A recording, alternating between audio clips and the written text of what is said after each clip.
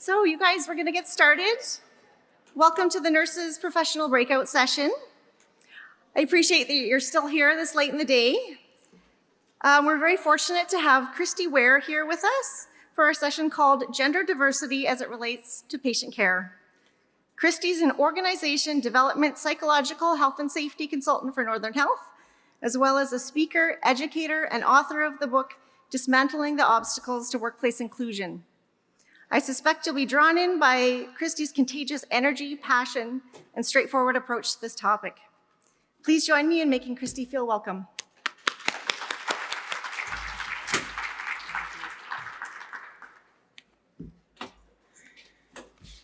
Thanks so much for the warm welcome.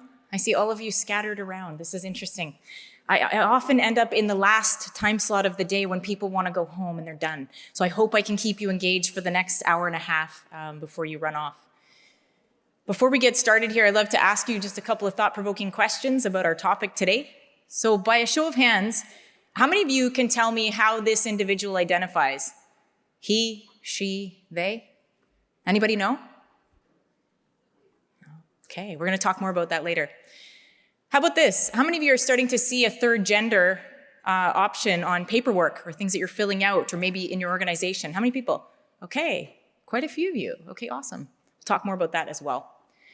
So in the spirit of reconciliation, I'd like to acknowledge that we are gathering and learning today on the traditional, ancestral, and unceded territory of the Musqueam, Coast Salish, Squamish, and Tsleil-Waututh peoples. And I'd also like to acknowledge that I'm visiting you from the traditional, ancestral, unceded territory of the Syilx Okanagan First Nations, also known as the community of Vernon. So welcome to Understanding the Patient, a workshop that explores gender diversity as it relates to patient care. Warm welcome from Danielle, so thank you so much for that. My name is Kristy Ware. My pronouns are they, them. Danielle gave me the rundown, so you know a little bit about me. I'll let you, you can look at this slide for a moment to learn a little bit more. But yes, I do work for Northern Health in the organization development, psych health and safety department. Started with them doing their diversity, equity, inclusion education, and then as an external contractor, and then slowly moved into an internal role as a consultant. So lots of fun working with Northern Health. Any Northern Health employees? Yeah, awesome, that's great. All right.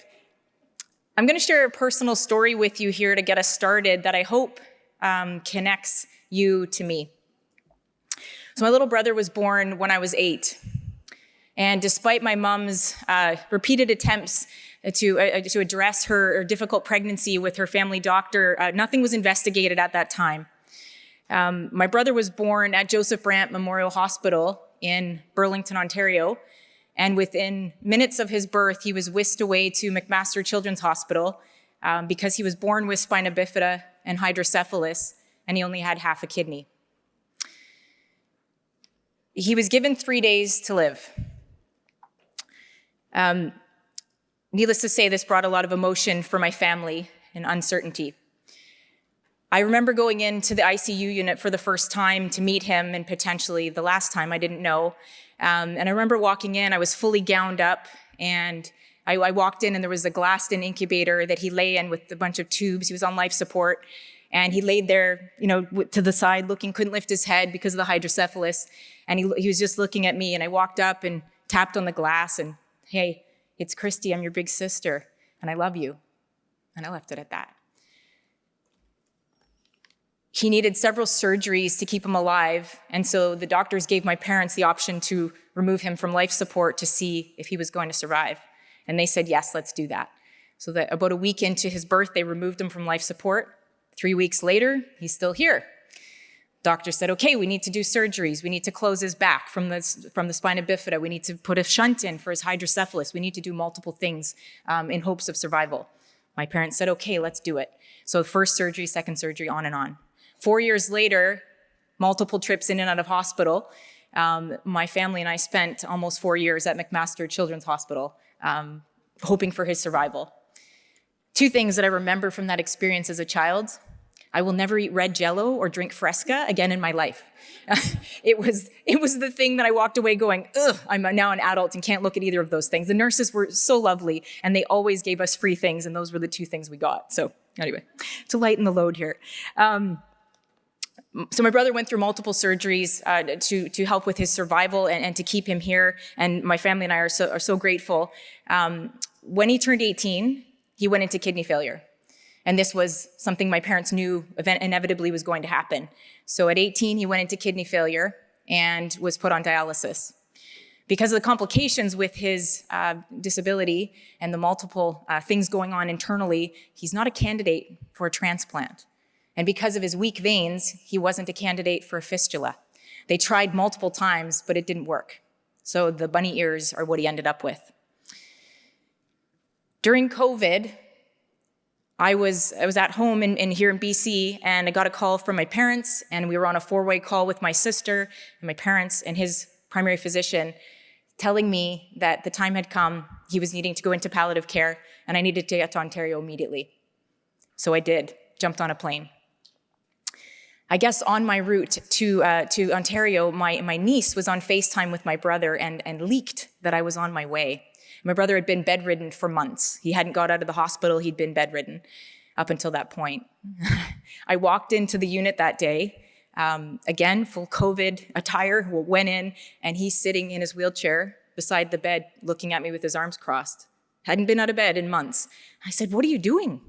And he said, "Waiting for you." And I said, "Well, I thought you were ill and in bed." He says, "Well, I was, but I want to go get a Tim's coffee and go to the courtyard." And I said, "Okay, let's go." So off we went outside. The long and short of that story is 10 days later, he had completely bounced back again, like he'd had multiple times in his life. And he celebrated his 36th birthday this past June. So I share this story with you to make a personal connection, to say that my family and I are so grateful for all of you and the work that you do in the renal dialysis units, because if it weren't for people like you, he wouldn't be here today. So thank you for helping him not only survive, but thrive. So thanks.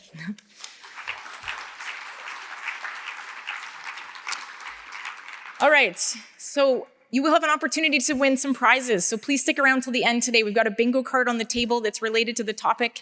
We'll be playing a game at the very end. So once we get there, if you want to win some really cool prizes, like books and art, signed books, like cool stuff, you can stick around. All right, so those are some photos of my brother, just so give context to the story. This is when he first came home, his very first time in that first photo. And then as he obviously aged, and the last 2 pictures there at the bottom are pictures that we took in the courtyard when I met him during COVID. And that time we hung out outside. So just giving you some context to my story. So moving into today's topic, I always want to create a safe space for learning. So we're all here today to hopefully learn something new. So in light of that, there's a couple things I want you to remember as we move through the session, as you're talking to your colleagues, connecting with me. Coming from a place of curiosity over judgment is always welcomed, right? Ask curious questions, and meeting people where they're at on their journey. Some of you might be really well versed in this topic. Some of you might know just a little about this topic. So let's meet people where they're at, no shame or blame.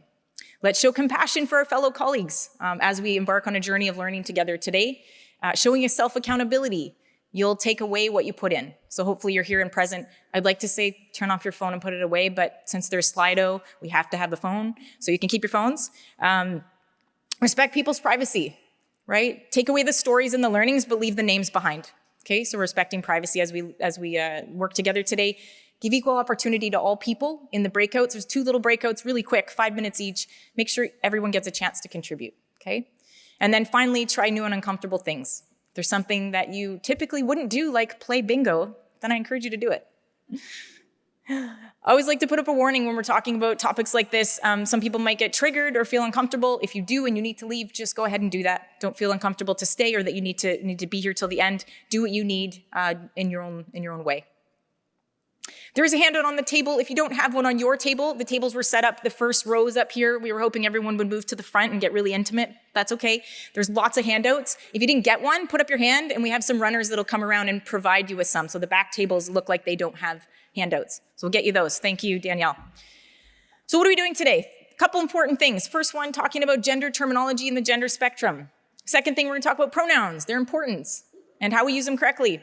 We're gonna talk about inclusive language, a little scratch the surface on some of the clinical terms, or ways that, not even clinical terms, but ways that we can use inclusive language when we're navigating patient care. And then finally, we're gonna do some networking at the very end, and we'll play some bingo and win some prizes.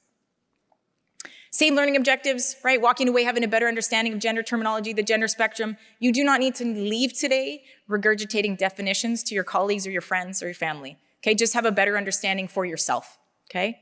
Learning about pronouns, and then obviously what is inclusive language and what is exclusive language. And we'll give a chance for questions at the very end. So what is gender? If you grab your phone, this is our first Slido. What does the word gender mean? And I've given you options on the Slido that you can scan the QR code, it's up on the screen, or if you've already been using your phone and you know how to get in there, that's great.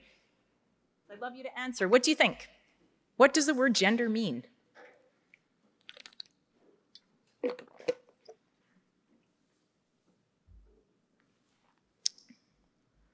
Ooh, a 50-50 split so far.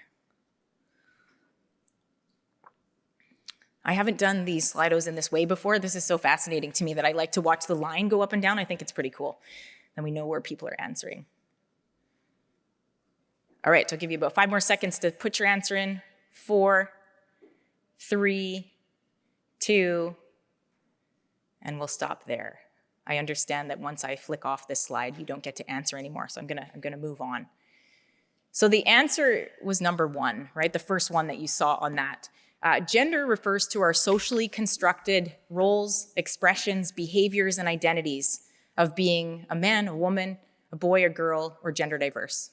So it's those social constructs that we walk through the world, the way that we show up, right? Those are those 4 words: identity, our roles, behaviors, and expressions. Okay, so that is gender. Gender often gets confused with biological sex. They are different, right? They're very different. You may see biological sex, you may see sex assigned at birth, or some paperwork just says sex. I think we're going to be moving to sex assigned at birth in the future. That's what I think we'll see. But biological sex also works. So that is the physical and physiological characteristics of males, females, and intersex individuals. Okay, so that's the difference. Gender being our socially constructed roles, and biological sex being the physical and physiological characteristics of who we are. And there's primary and secondary characteristics. Primary would be things like our genitalia, gonads, chromosomes, reproductive system. Secondary would be things like our body fat percentage, our body hair, our body size, right? And so you can probably already, witness even in your own world, your own community, your own, the patient load that you have, the variance that exists when we think about gender. There isn't just one model for men. There isn't one model for women, right? There's not one model for someone who identifies as a non-binary, intersex, trans, whatever it is, right? There's lots of variance across all different genders or gender identities. So I'm giving you them a lot of the definitions today on a spectrum so that you can see and make sense of it for those of you like visual learners, right? So again, sex assigned at birth, we're either male, female, or intersex. An intersex identity is someone who's born with both male and female characteristics, okay? That doesn't mean that, again, male's only on one end and female's on the other end. We can plot ourselves anywhere along that line where we see that we fit, okay? Just so you understand why I'm using these diagrams. Cisgender. So if you identify with the sex you were assigned at birth, you are cisgender. So if you're born and someone says, it's a girl, and you identify as she, you are cisgender. Okay, if someone identifies as trans or non-binary, they are not cisgender because they don't identify with the sex they were assigned at birth. Gender identity. So gender identity is our internal experience of gender. It's our feeling of being male, masculine, feminine, female, right? It's our internal feelings. If you've never given much thought to your internal experience of gender, most straight or cisgender people have never had to do that because you were told you were a girl, you identified as a girl, and you moved through the world as a woman, right? People like myself who've identified as non-binary or someone who is trans, our internal experience of gender doesn't always match what other people see. It's very difficult to explain if you've never had to sit with it. I hope this analogy will give you some context. So born female, I'm born female, have female genitalia, body parts. Growing up, never felt female, always felt male. Felt like I was trapped. Didn't mean I was trans, but I was really confused and often got misgendered. So grew up my entire life trying to figure out who I was and grappling with my identity because what was presenting on the outside, being put in a dress, growing my hair long, expecting to do female things didn't fit. And no one could really figure me out. And I couldn't figure myself out at a very young age, but I've come to it now. Right? So hopefully that gives you a bit of context for gender identity. It's an internal feeling, and it's not always something that you can see. We're going to talk about pronouns later, which is those buttons there. Okay, why am I not working? There we go. So internal experience of gender, again, we can have cis male. So again, if you identify with the sex you're assigned at birth, you're cis male on one end and a trans man. On the other side, we can have cis female or trans woman. And then somewhere along that line, we can have trans, non-binary, two-spirit, or gender X. Usually when I get to this point, people ask me, what's two-spirit? Does anyone need a definition of two-spirit? Anyone? Yeah, a couple people. Okay, awesome. In my times of presenting and doing these workshops, I've heard various different definitions of two-spirit. So I'm going to give you the definition that is my most recent from a perinatal conference I spoke at back in October in Prince George. And this was from an individual who is Indigenous. And this is the definition or the concept that she shared that made the most sense. So two-spirit refers to a person who identifies as having both a masculine and feminine spirit. And it is used by some Indigenous communities to describe their sexual, gender, or spiritual identity. It is an Indigenous term, so not anyone can just say they're two-spirit. It is an Indigenous term. And not all Indigenous communities use two-spirit. There might be different terms or terminology used to reference gender identity. And what I do understand from colleagues that I've worked with is that two-spirit was highly revered historically because individuals created balance in communities, so masculine and feminine balance. And so that is also part of that definition. Anyone need any other clarification on that one? Yes? Yeah, so gender X came into play. It was popularized in the 90s in Japan, and it came from a queer organization because they were recognizing that we needed another gender identity outside of male and female. And so when we're filling out, I asked you at the beginning, paperwork and things like that, there was a need for a third gender, recognizing that not everyone fits those two boxes. And so gender X became the choice that they used, and that's sort of stuck, if you will. Does that make sense? It means not male or not female. It means, yes, it means non-binary, trans, genderqueer. There's various different terms we could use, yeah. So it's a third gender is essentially what it's referring to. So I asked you at the beginning if you've been seeing paperwork that's including a third gender. Has anyone seen other as the third gender that you see? Anyone see that? Does anyone know what other means? You're all laughing, yeah, because you know where I'm going with this. Other, if you look it up in the dictionary, it means different or alien to oneself. Eeh. Is that how I want to feel when I fill out paperwork and I check other? No, that's not how I want to feel. However, before we beat up on people that are using other, it's not where we're going. Historically, that was the term that was used. And so I know a lot of organizations, even Northern Health where I work, other is the choice right now, and then there's a drop-down menu that gives me gender X. Am I thinking that they're wrong and bad? No, but it takes a lot of work to change that system and that software to bring it up to speed to where we are today in 2023, right? I was writing something earlier with 2024 on it, so yes, I'm looking into next year. But that point is it takes progress. It takes time to make these changes. So I'm not poo-pooing on anyone who does that or has other, but what I'm saying is the best option would be self-identify.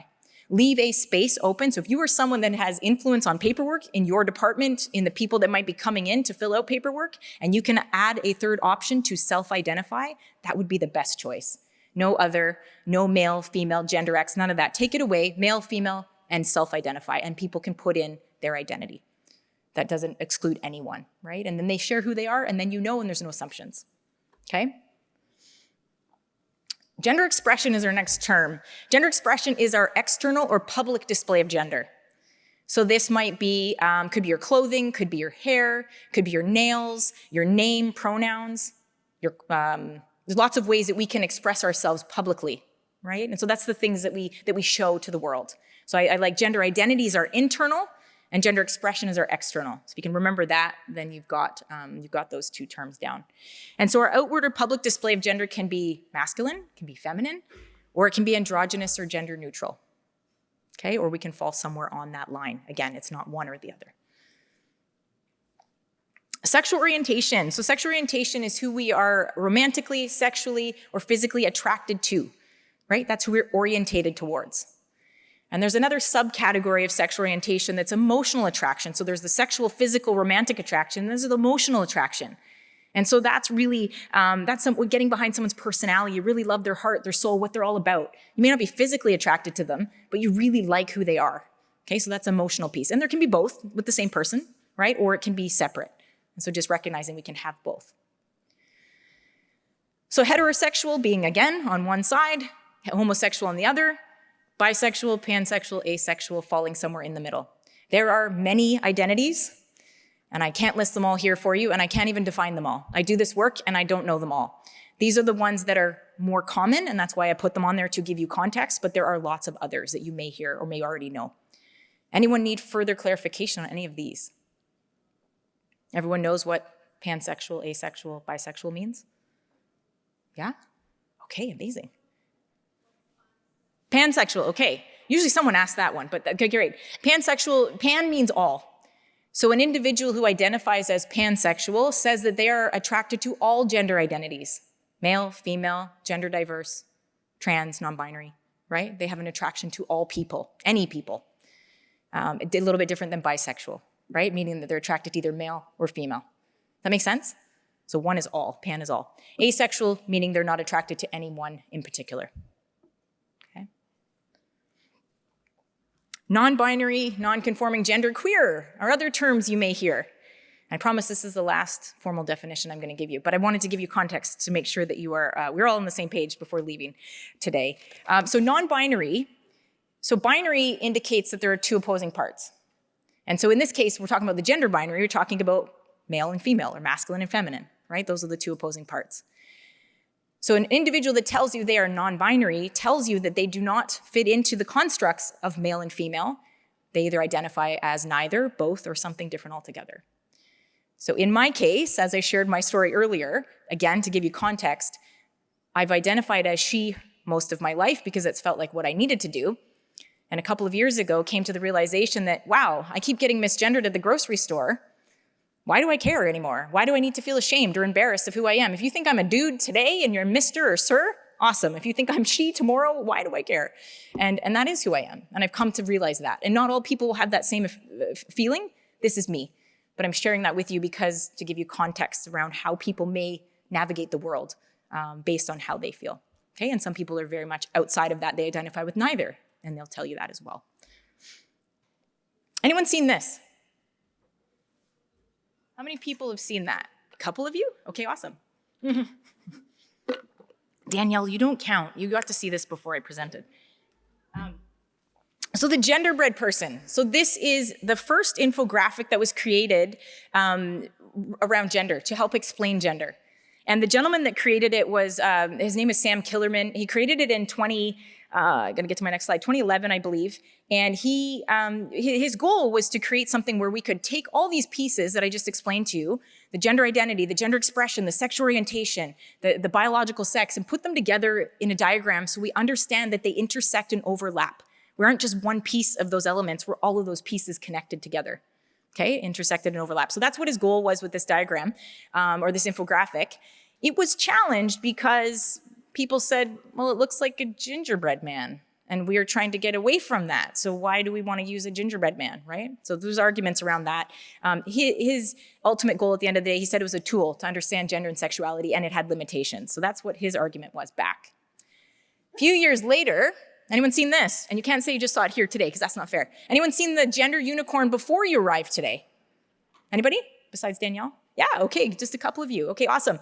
So a few years later, a group out of the States in 2014 said, hang on a second, we can do better. They were a trans organization out of a university in the United States, and they said, we can change the genderbread person and we can make it non-binary, make it gender inclusive. So they came up with the gender unicorn.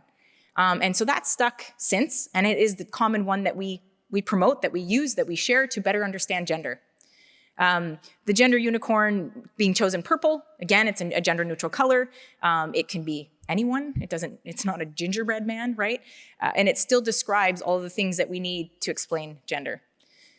The important thing to recognize, and as I was just saying on the last slide, is the gender unicorn reminds us that sex assigned at birth, gender identity, and gender expression are all pieces, all factors in how we identify. We don't just get to be one of those pieces. We're all of those pieces interweaved into who we are. Okay, so again, there was an exercise I did in my gender studies class that they had us look at all those arrows that I gave you to give you context and plot ourselves on those arrows where we think we fit as identifying who we are. And so it wasn't a straight line down the left or down the right. We're all over the map, right, of who we are as people. And so that can be liberating to understand.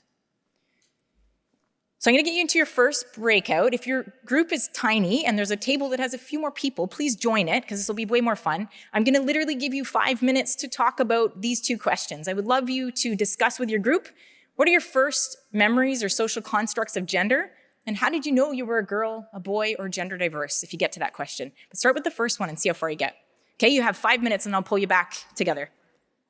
All right, in light of time, I'm going to bring you back. So when I asked that question, most of the groups that I presented to, and I asked this question, a lot of people say that their first memories were the color that their parents put on them, the hairstyle that they wore, right? Remembering what gender looked like. Could be learning about it from family or friends or TV or movies. Pink for girls, blue for boys, those kinds of things. Yeah. Did anyone have anything uniquely different? What's your yes, can I bug you? We weren't going to do this, but I'm looking at the time and I'm actually thinking we can. Someone at the very back of the room by the, yeah, please. Hope Danielle wore her running shoes. She might be running for a little bit now. That's right, we need roller skates. That would be super fun. I'd love to do that next time. I was just saying to the girls, some of my first memories growing up, I was raised in a house. I have 3 older brothers. I'm the youngest of 4 and the only female. But I was more interested in playing with like Transformers and Legos. And I have a distinct memory of my grandmother bringing me like a Cabbage Patch purse. And I was so upset with her. But at the same time, I still wore like pink dresses and, just knew that I was a girl. But I loved playing with boy toys. So Love it. Love it. Thanks for sharing.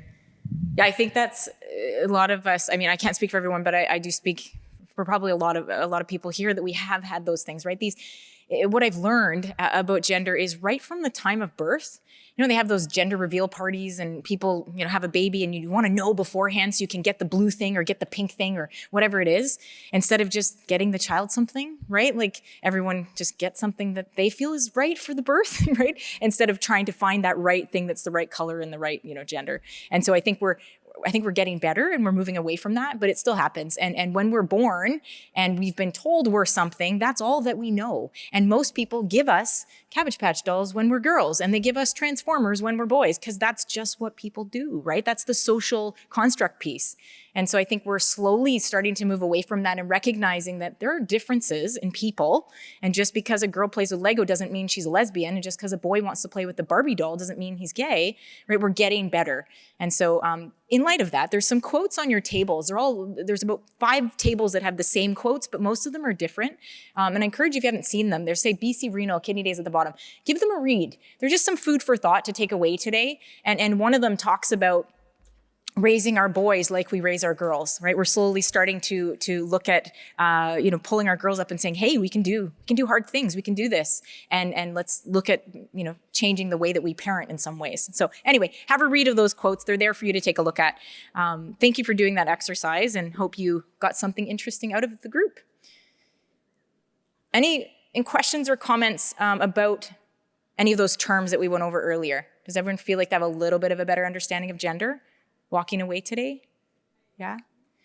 We are going to do a Q&A at the very end, so I'll get you to hold off on your questions for right now. But if there's anything burning that you needed to ask around those terms, I was going to give you the chance to do that. But it looks like you're all good. Okay, we'll save them to the end.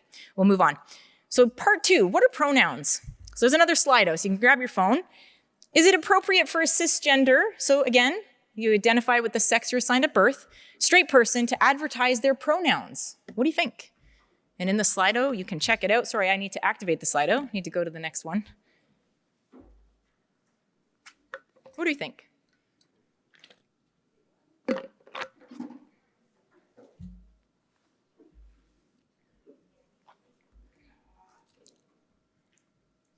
I know, Slido's really fun, hey?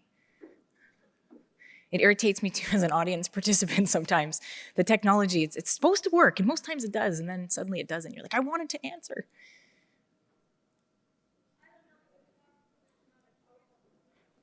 Pardon me? There's no choice? Okay, that's good. That'll stimulate a question, so that's great. I'm going to ask you in a moment what you were, I think I know where this is going, but this is good. This is good information. All right, going once, going twice, going 3 times, and moving on. Okay, so is it appropriate for a cisgender straight person to advertise their pronouns? The answer is yes. It shows inclusion. It shows respect and value for others, right? And I'm going to give you a context here before I answer your question. I was working with an organization in Vancouver, and we were doing some virtual diversity, equity, inclusion work and talking about gender terminology and pronouns. And by the end of it, the individual that hired me to come in identified as a straight white female, long blonde hair, very beautiful. Her going into the presentations and understanding of gender, she said, why in the heck would anyone misgender me? Why would I need to use pronouns? And she said, by the end of me speaking and sharing and educating, she said, oh my gosh, it's not about me. It's about others, right? And so if we can take that thought away, it's about others. It's about showing inclusion to other people. Just because you don't think people will misgender you, that's okay, but it shows inclusion. And I always welcome, educate, and invite, never force. So if it's not something that you want to do, you don't want to add your pronouns for your own reasons, we're going to talk about that in a minute, you don't have to. But it does show inclusion and validates that it becomes a common practice, not just something that LGBTQ people do. Yeah? Make sense? Okay. So what's in a name? Any of you feel attached or connected to your name for one reason or another? A few people, maybe they're named after their grandmother or brother, mother, whatever it is, yeah?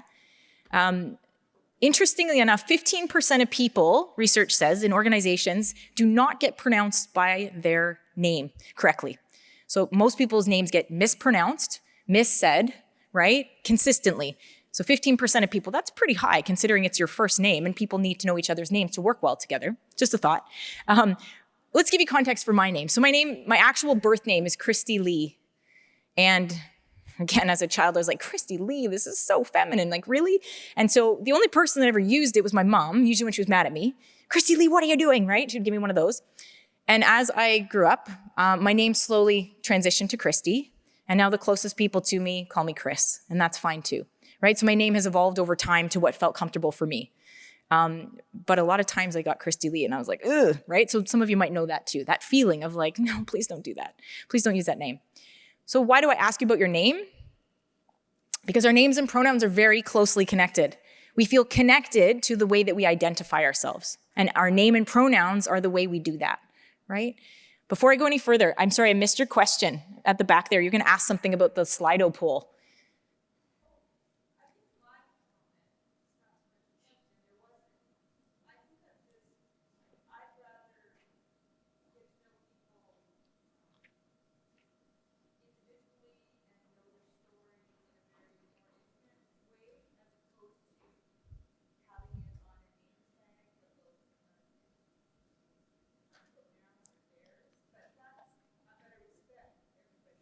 Right.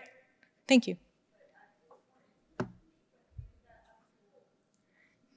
I don't think it's to paint yourself that it's too old. I think it's new and it's different. And I think sometimes you want to be connected. You want to feel a connection to someone, and that's personal. That's really personal, and that's really important. I think that's really important. So let's not negate that. I think things are changing, and sometimes we don't like the change. We don't like how it feels. It feels a bit uncomfortable. Do I have to do this? Do I have to be part of this? What if I don't want to? I don't like to do that. Like there's all these things that come up for people, right? So I don't want to negate that. I think it's important to keep your values and your own beliefs top of mind and not do something because you feel like you have to or someone else is doing it. So just remember that walking away today, okay? Don't do things because you feel like you should. Do them because you want to and they matter to you and your values. And so your values are valid, yeah. Maybe when I explain pronouns more today, we'll have more context as we leave. So pronouns are words we may use or like others to use it in place of our proper name, okay? It's a way to refer to someone in the third person. So if I left the room, you could say they were there speaking on the stage, right? Or however you want to use that term. This is the interesting piece, and people don't like to hear this, but a person's gender expression, so remember external experience of gender, their public display of gender, may or may not match their pronouns. So that can be complicated and confusing in and of itself. I live in the community, I work in the community, I do the work here, and I still find this complicated, right? So you won't always get it right, is my point. Someone walks in presenting in a certain way, and then they correct you, it's okay, right? We can't always know. My mom works in healthcare in Ontario. She she works at urgent care, so she books the patients when they come in the door. And she just talked to me last night. She knew I was here doing this presentation today, and she said, I had someone come in to the urgent care last night, and I really messed it up. And I said, oh no, what did you do? She says, oh, they came in, they gave me their health card, and in the brackets on the computer screen, it had a different name than the name they were using on their health card, and I said the wrong name, and they corrected me, but they look like a man, and they identified as a woman, and I was very confused, and it just felt awkward. And I said, yeah, we're gonna have those, and guess what? And I walked her through how we're gonna correct that, right? And that's what we're gonna do here in a moment. A person may or may not use their pronouns to reflect their gender identity, the internal experience of gender. They may use different pronouns than what you may see on the outside. Complicated? Yes. The biggest thing I can tell you is to take away from this is that you do what people are asking and you show respect. You don't always need to know why, right? That part's not important. It's the kindness and respect and feeling valued. Pronouns are optional. Again, welcome, invite, never force. If your organization decides pronouns are going to be mandated, we're going to put them in our email signatures, we're going to put them on our name tags, and someone doesn't want to do that, that is totally fine. It is their choice. Okay, we always welcome, invite, never force. Pronouns you might hear, he, him, his, she, her, hers, they, them, theirs. People get caught up on the they, them, theirs. Anyone find this awkward, difficult, annoying sometimes? Yeah, a few people. Thank you for admitting it. There's always people that tell me, yes, this is like, I don't get it. Why do we use they? Do I like they? Not really. Doesn't feel like it's the right term to use, but that's what we've got today. And will that evolve and change? Hopefully, and probably it will. One thing to help you make sense of they, them, theirs, I'm going to give you another little analogy, and hopefully it can change your thinking just slightly, or at least have that bendable thinking where we're like, okay, I can kind of get there. If you walked out in the lobby and you found a cell phone on the ground and you picked it up, what would you say? I wonder who this belongs to. I wonder who they are. I wonder if they're going to come back and get it. We've been using they in the singular for a long time, but we hadn't realized it. Right? So we're already doing this stuff, but we haven't done it. And now suddenly because it's a pronoun, we're like, whoa, hang on a second. Mine can't go there, right? So we have to retrain ourselves. It's a new habit and it's a new way of thinking about things. So they's been there a long time. We just didn't know it. Yeah. There are many other pronouns, many of them which are changing all the time, some of which I don't even know, right? There's lots of other ones out there that you may hear. Again, we don't need to know them all. We just need to show respect when someone gives you their pronouns and tells you how they'd like you to refer to them. Show respect and do that. That's all we can do, right? I love this work, but it changes at a rapid pace and I can't always keep up. And that's the very difficult piece of sharing things and then going, oh no, it changed yesterday and I'm presenting today. So there's constant change. And just when we recognize that, it can be liberating and it can also be really frustrating. Makes people feel validated and respected. So using someone's correct pronouns, right? Shows validation and respect. That's what I was saying earlier. Can affirm gender identity, but might not. Gives everyone the opportunity to self-identify, which is exactly what we need to do, right? That's what we're trying to create, and that's where inclusion comes from. Fostering a welcome and inclusive environment. That's essentially what we're trying to do at the end of the day. That's why I'm presenting to you here today. What's the impact of not using the correct pronouns?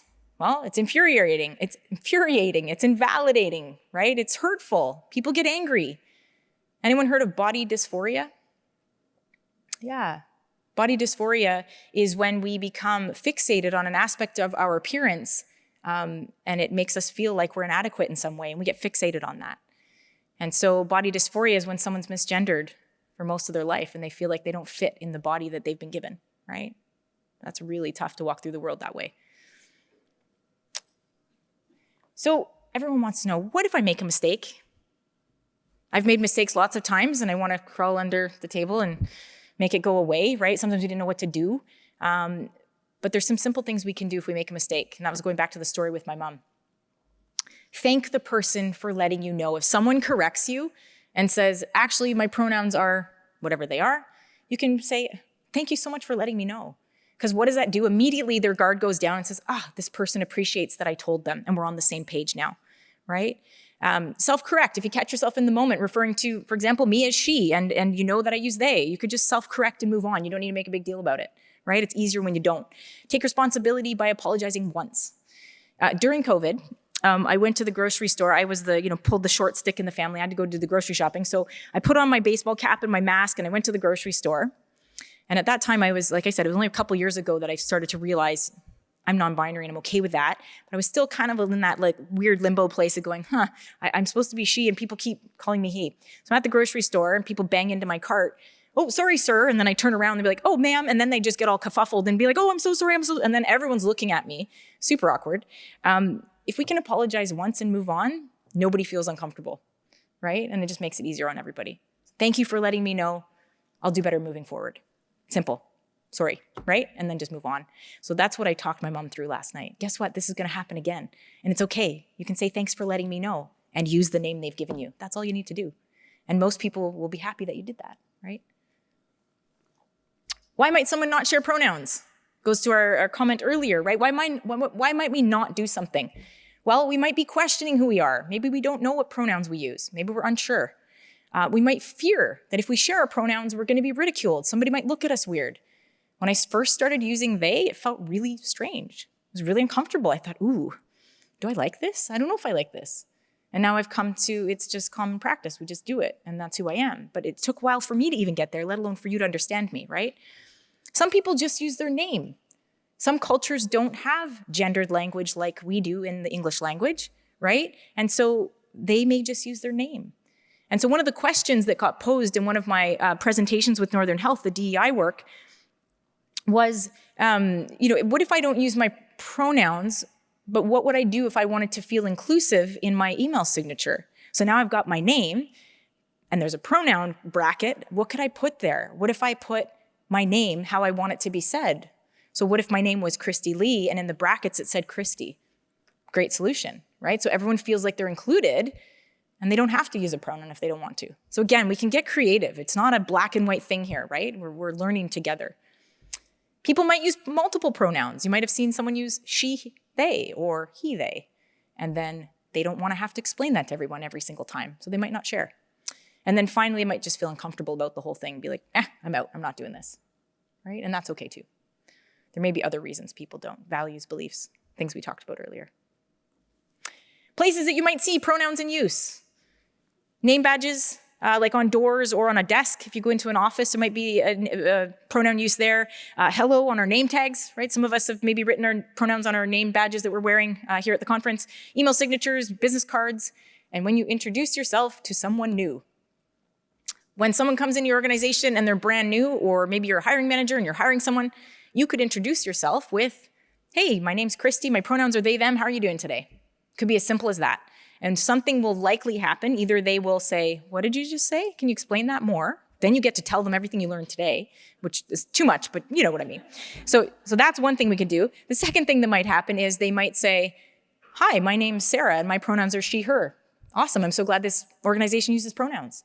They may do that, or they may totally negate it altogether and just move on because they feel a bit uncomfortable about it. But either way, it opens up a conversation and it shows inclusion right out the gate, right? And there's no assumptions made. Like again, my mom making assumptions about this person that walked up to her who physically looked like he, but identified as she, but she didn't know, right? So again, when we're in an organization and we get to use pronouns and name badges, we can avoid that assumption piece, okay? So here's your second little breakout. I invite you to answer this question again in your group. What should you do if we overhear someone misgendering a trans or non-binary person? So let's say you're in the staff room and you hear someone misgendering someone. Should we correct them? Why or why not? And what situations might change that? Okay, so what scenario might change whether or not you would say something? I'll let you ponder that for a moment. Does that make sense? So this question, and then would it change if the situation looked different? Maybe the person's with you, maybe they're not. That's the only hint I'm giving you. Okay, I'm gonna give you 5 minutes to talk about this in your group, see what you come up with. All right. In light of time, I'll bring you all back. Hope you had some great discussion around what do we think we should do. Danielle, are you able to run again? I'm sorry. She's got the mic, awesome. Does anyone want to share anything that they talked about, that they thought was important? or that could answer this question for the group? What should we do? What do we think? Yeah, please, go ahead. Just at the middle there. I don't know the number. 37, I think? Oh, sorry, maybe it's 17. So we kind of discussed that if the person was actually with us, that we thought it would be more appropriate for them to correct the person themselves. So it wasn't really our place to do it.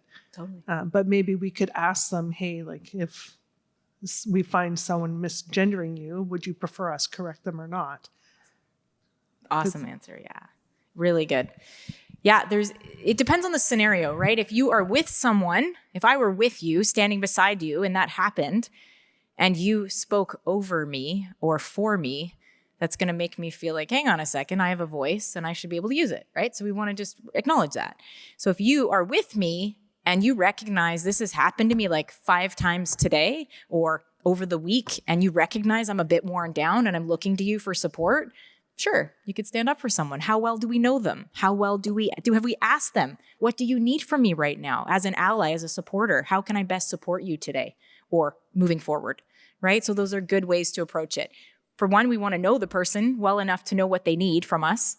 We don't ever want to speak over someone. That's not taking action on allyship, right? That's making someone feel small or that they don't have a voice. We can stand beside them to support them, but we never want to step over them, right? So great answer. Anyone else have any other thoughts? What if I wasn't there? Yeah, table, you got somebody, Danielle? Yeah, go for it.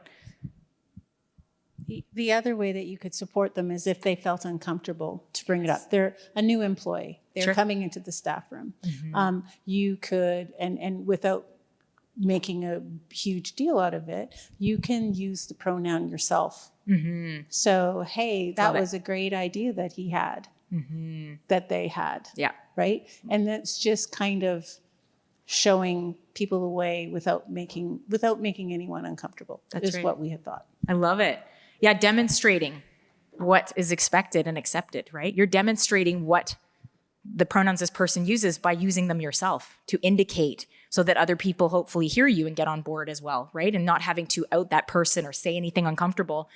That's a pretty simple way to do it, and it's kind. Yeah, go ahead. I was just going to say, in a care context, well, we don't on our run sheets in the hospital often put pronouns. If we are aware of how the person wants to be addressed, then putting it on our shared nursing sheet is a really simple way of making sure that it's acknowledged. Yeah, I love it. And I know it probably works different in different places depending on where you work and how the paperwork's set up or how the paperwork's even passed from one person to the next. I asked my mom that. I was like, is that not flagged for now the doctor? Because now this individual is going to go in. They've now met my mom at the front desk. They now have to go to the nurse. And maybe the doctor, is there actually something on that paperwork that's highlighted that indicates this person's chosen name so that they don't have to go through that 3 times? Because what happens for even myself going into the hospital, which I had to do earlier this year, I walked in and I questioned whether or not I should share my pronouns because would I be discriminated against? Would I be treated differently? Would people be confused by me? So I had to go there and I was like, I don't want to have to go there, but I do. And someone who's trans, who has, even more concern, maybe needs than I do, they may also feel that and probably do, right? And it's really hard to go for healthcare if you feel already, shy within yourself to be able to be who you are or that you're going to be misgendered or treated differently. So I like the suggestions that you've provided. And maybe it's a team meeting that we talk about these things, going back to your units and saying, hey, how could we do better with this, right? Have these conversations because it might not be organization-wide yet, but you can start a conversation and hopefully it snowballs. Yeah? There isn't one right answer. I guess that's the point. There is not one right answer to this question. It really is situational. And we have to do the right thing in the moment that feels like the right action, right? Based on what we know. Okay. Any questions or comments about pronouns? I said I'd leave them till the end, but again, I usually do it as we get to the section so people don't forget what they want to ask. Got a question? Yes, please. I just got one about the collective pronoun of guys. What's your opinion on that? Yeah. So the question was, what's the opinion on the word guys? I've got a story for you on that one. So I was playing in a queer dodgeball league several years ago. I used to live in Vancouver 7 years ago. And I was playing in a queer dodgeball league. And at the time, I'm thinking this is actually even longer. It's probably 8 years ago now. I went to play, and the team that I was on, there were several individuals who were trans. And I've played sports my whole life. And I went into the court and I was like, go guys. And they all looked at me and I was like, what? What did I say? We don't use guys. We use folks. And I said, oh, okay. And so depending on the people that you are with, some terminology like guys can be viewed as exclusive, right? It's like guys and gals. So they think it's exclusive. I still slip up and use guys, so I will admit that. Like, I'm not perfect. Am I doing better? Folks is a good one because it just takes away the gender of the word. If you use it and someone corrects you, you're going to be like, oh, right, we had that conversation, right? So again, finding ways, team, right? If you're in a team setting, you can use the word team, folks. I don't know what other. One of my son's teachers says beautiful humans, right? Like, so whatever it is, you maybe don't want to call your team beautiful humans, but you get it, right? You can come up with something creative that works for everyone. Guys is a controversial one. So I wish I could say yes or no. I would say encourage you to try something different because it's more inclusive. Yeah, does that help? Yeah? All right, moving on. What is inclusive language? So we got another little Slido. I would love to know if you could share one word. I hope I'm not running out of time. Oh yeah, we got 30 minutes, we're good. One word that has changed over your lifetime that's a shift towards gender inclusive language. So something that has changed over your lifetime that is more inclusive of all genders now than it used to be. Okay, if you can think of something, share it and we're gonna do a word bubble. I'm gonna give you one example. Policeman became police officer, right? Give me another one. What's another one that you can think of? Pop it in the Slido.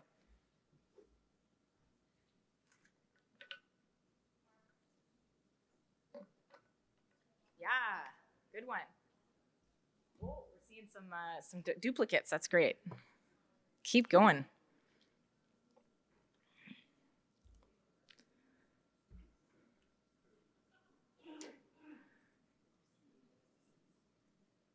I love it. So we've had a lot of gendered words in our vocabulary since I was a kid. Firefighter, mailman, police officer, policeman, right? The ones that are listed here. Those are a couple of examples. It's on my next slide here. I don't know if I can go back. Oh, I can go back. Okay, great. Craftsman became craftsperson. A little more clunky, but it works, right? It's inclusive. It doesn't indicate that men can only do the role and women can't, or gender diverse people aren't included, right? Let me go back to that Slido again and let's see, can I do that? Yeah, lots of words have changed over our lifetime to be more gender inclusive, right? So this shows progress. I'm going over this with you because it shows progress. We are making progress with language. And I don't know if any of you know, but in BC, legislature recently, I think it was in March, changed, there's a big legislative overhaul that changed our language from gendered language to gender inclusive language and allowing all individuals and all families to access services across the province. Because formerly it would say mom or dad or he or she, and then people would be excluded from some services that they may have otherwise needed to get or access to. So that has changed. And so legislature is changing even to catch up with where we are today. And so the province of BC led that. So I was pretty proud to be here in this province to go, wow, they're seeing the need for these changes, right? So thank you for adding your words to the cloud. Yeah, awesome. So again, those three were just examples to give you. We've got one more Slido to do, and then we'll move on. What does MX stand for? Does anyone know? 3 choices.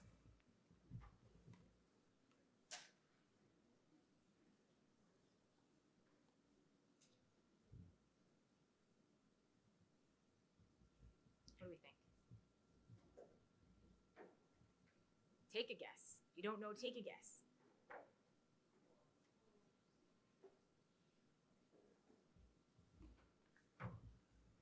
All right, I'm liking this. This is split right down the middle almost.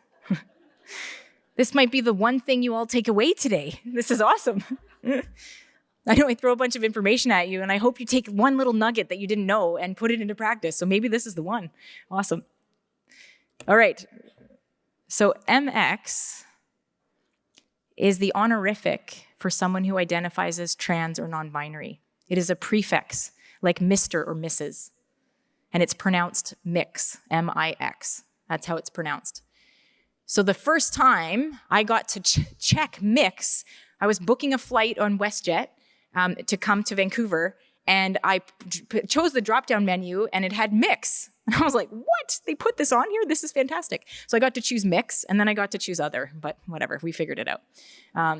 It's the worst when you get up to the flight attendants and they look at you, and then they ask you if you'd like to identify yourself. And I'm like, well, it's right there. There you go. Like, I just chose it. Anyway, that's a story for another time. So yes, mix, that's how it's pronounced, and that is how it's used. Okay, so now you know, walking away from today, one thing you could add to your paperwork if you don't already have it that would show a great deal of inclusion, right? Really simple little fix.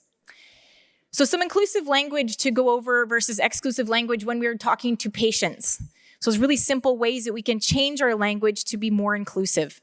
I'm going to give a caveat here. At this point, I have not been formally approved. I'm part of a sexual reproductive strategy at Northern Health that we're working on right now. And I'm hoping that they will let me create some inclusive language education for our health authorities, but I'm not there yet.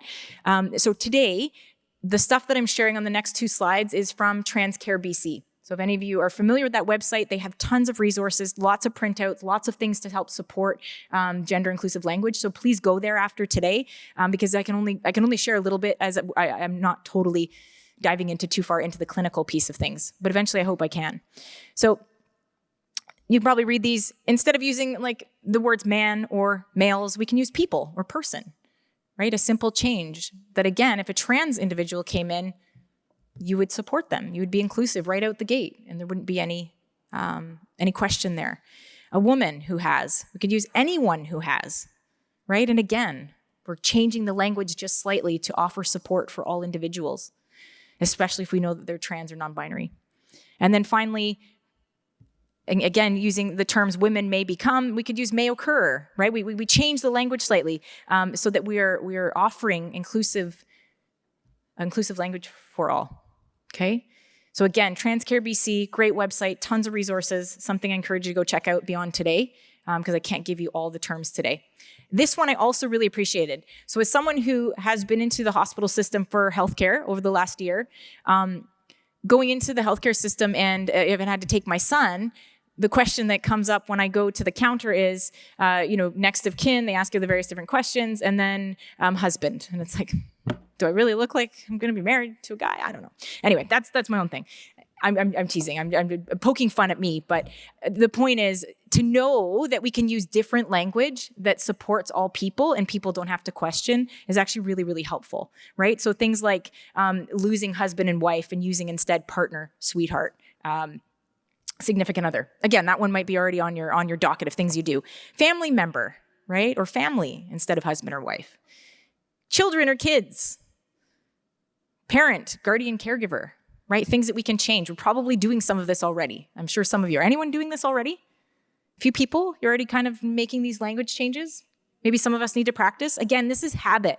This is stuff that we were born into. We were doing this stuff when we were kids, right? This isn't stuff that's going to change overnight, but some of it's really simple tweaks, and we just have to think a little bit about it before we respond. I didn't know until I started doing the research for this presentation about 6 months ago about nibblings. Has anyone ever used nibblings? No, okay. Will we use them? I don't know.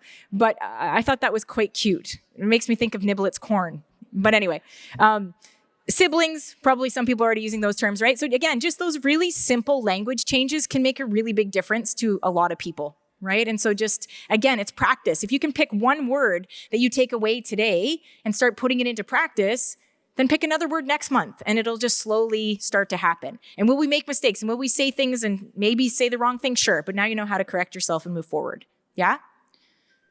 So again, Transcare BC. All right, before we get into our final networking breakout, which is the bingo card, any final questions or comments about anything that I shared that you would like to ask or share? Maybe you have your own story to share. I've talked a lot. Anybody? Okay.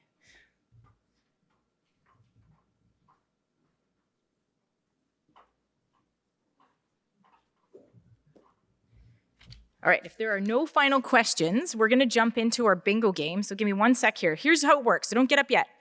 There's bingo cards with a gender unicorn on the other side. So there's a bingo card on one side, a gender unicorn on the back. You can take that bingo card home with you if you'd like to use that gender unicorn at your workplace. If you love the gender unicorn and you don't want to write on the bingo card because then it's going to wreck it, we have thicker poster board paper. Danielle has extra ones of the gender unicorn if you want to take one back to your unit and put it up somewhere, your staff room. Find Danielle, she'll get you one.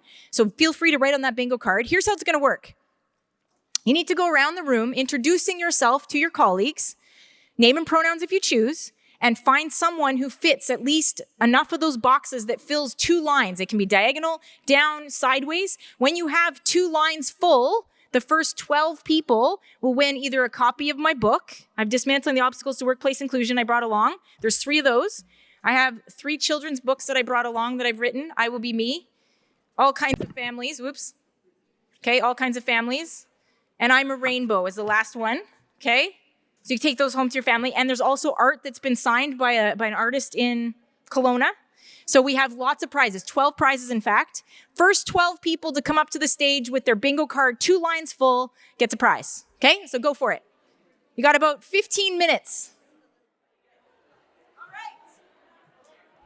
I invite you all to go back to your seats. The prizes have been collected. I know. I'm so sorry. You all liked me when I told you there were prizes, and now that might have changed. Did anyone meet anybody new? Yay, okay, great. Did anyone learn something about somebody that they didn't know? Yay, okay, great. Did anyone win a prize that they're happy about? Yay, a couple people. Nobody's paying attention anymore. Everyone's like, okay, we're leaving. All right. So thank you for participating in that fun bingo exercise. That was Danielle's idea. I can't take credit for it, but I really liked it. I created the bingo card, but she had the idea. So yeah, hope you had lots of fun. The point was to get you networking with colleagues that you maybe haven't met before and give you an opportunity to win something fun to take home. So just a quick recap of our session today. We talked about gender terminology and the gender spectrum, right? We learned a few terms. Hopefully you get some things to take away, take back to your units, and think differently on what you learned. Again, we talked about pronouns, right? How to use pronouns correctly. What do we do if we make a mistake? He, him, they, them, she, her, right? And then we talked about at the end here, I hope that you leave knowing your why and why you take the action doing the things that you do, right? And I started with my story today that connected all of us together. So again, I'm grateful for all of you for being here today. I'm grateful for this opportunity. Danielle invited me to speak to all of you, and I hope I get to come back to another Renal conference. I think it was an awesome experience. I'm gonna leave you with a little quote. People will forget what you said, people forget what you did, but people will never forget how you made them feel. So thank you, Maya Angelou, for that thought, right? Leave today on that good note. If you would like to stay connected, I am at Northern Health, so it's Kristy.Ware at northernhealth.ca. If you want to stay connected through the healthcare system, that's where you're going to find me. If you want to stay connected outside of there, I am on LinkedIn. I don't post very much because I work full-time and speak part-time, so I really don't have any time left. But I am on LinkedIn if you want to stay connected in that way. And I have a couple books on Amazon. You can check them out. If you didn't win one today, you can check me out over there. So thank you all for being here today. Have a good, safe travels home.